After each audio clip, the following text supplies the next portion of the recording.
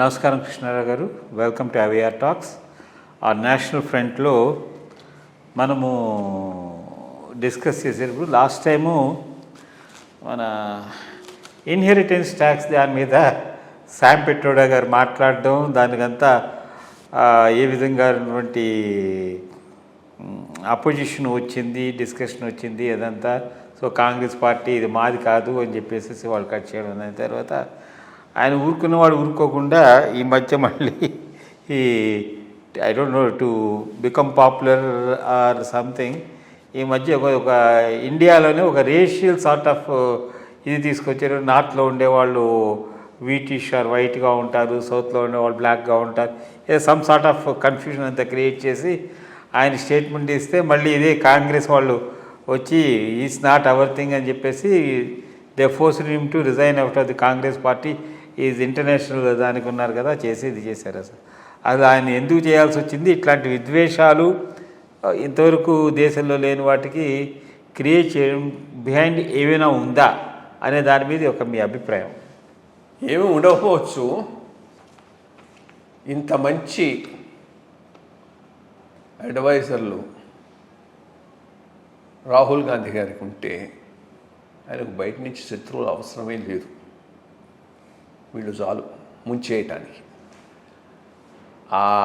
అతని బేసిక్గా అతని ఎంత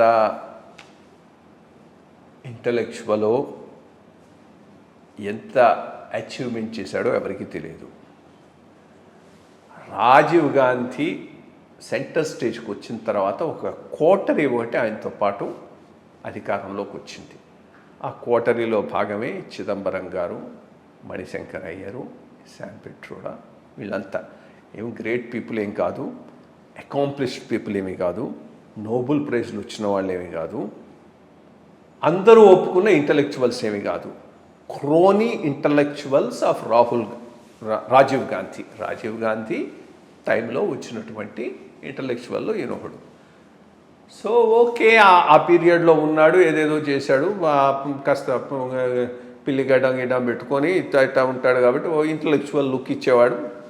బేసిక్గా ప్రెస్ మేనేజ్మెంటు, మీడియా మేనేజ్మెంటు వాటిలో ఆయన గురించి రాయడం ఎంతో పాపులర్ అయినాడు. సో ఈరోజు ఆయన చేసిన 2 కామెంట్స్ నోరు తెరిస్తే కానీ అయ్యగారి భాగవతం బయటపడడానికి నిదర్శనం. ఆయన లిమిటేషన్స్, ఆయనకున్న తెలివి తక్కువతనాన్ని రుజువు చేశాయి. ఫస్ట్ ఇన్హెరిటెన్స్ ట్యాక్స్ రియల్గా పెట్టదలుచుకుంటే, మరి నువ్వు ఉన్నావు కదా అడ్వైజర్గా, నువ్వు ఉన్న తర్వాత 5 ఏళ్ళు రాజీవ్ గాంధీ పరిపాలించాడు కదా, ఆ పైన మళ్ళీ మన్మోహన్ సింగ్ 10 ఏళ్ళు పరిపాలించాడు కదా. ఆ రోజు ఏమైంది తెలివి?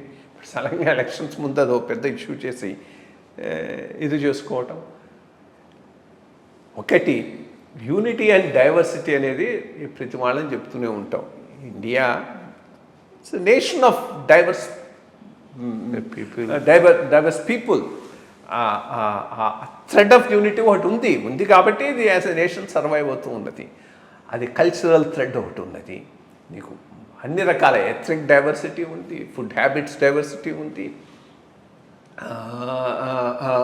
జాగ్రఫికల్ డైవర్సిటీ ఉంది, క్లైమాటిక్ డైవర్సిటీ ఉంది, లాంగ్వేజ్ డైవర్సిటీ. ఇన్ఫ్యాక్ట్ ఇంత డైవర్స్ లాంగ్వేజ్ బేస్ ఉన్న కంట్రీ ఇంకోటి లేదు అసలు వరల్డ్లో.